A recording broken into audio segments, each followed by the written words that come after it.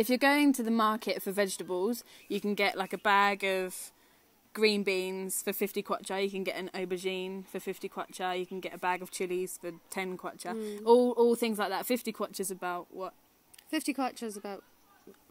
I think it's 270 kwacha to the pound at the moment, but it varies between 250 270, so 50 kwacha is really not a lot.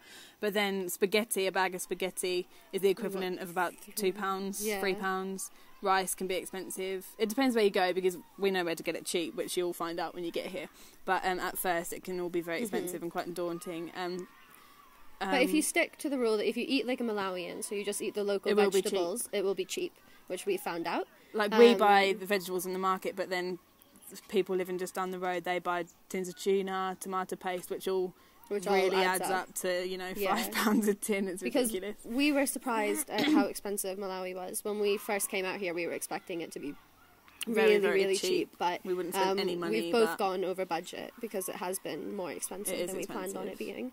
But if you cook well, and if you eat lots of vegetables, things like you can get an entire pumpkin for 50 kwacha. Yeah, which is nothing. But then you want a tiny bag of pasta, and you have to pay like 200 or 300. Yeah. So if you stick to eating like Malawian, it will be cheap.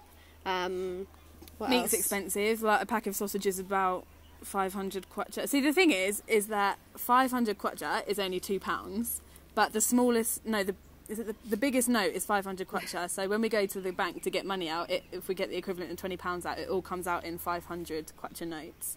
And when you give out a 500, so you feel like it just goes so fast. And it's only £2, but you can't think, it's only £2 in English money, because it just doesn't work. Yeah, if you get into that mindset of thinking it's only this much, and in England I would pay more, you're just gonna end up spending way too much money, because you can get things cheaper if you just go to the local markets. And there's a really good market in Tuntama on Wednesdays. It's massive. It's so much fun. Wednesday market. Yeah. We went on our first How much day is bread? and we were so overwhelmed, but it's lovely. I love the market. How much is bread? Bread's about... A loaf of bread? 200, 150. But it doesn't seem to go stale in Malawi. No, it doesn't. Which is good. And we have a toaster in our house. A toaster is so useful because you don't necessarily always want to eat the bread without toasting it. Bring things that you think you'll miss, like bags of sweets, and don't eat them all at once like I did when my parents left. It's difficult not to. But if you are cooking for yourself, things like stock cubes and just the spices that you normally use, that sort of thing is really useful to bring out from England, because if you have to get them here, you have to go down to the long way and you have to go to the special like Western Azungu shops, and it's really expensive there. Azungu means white person.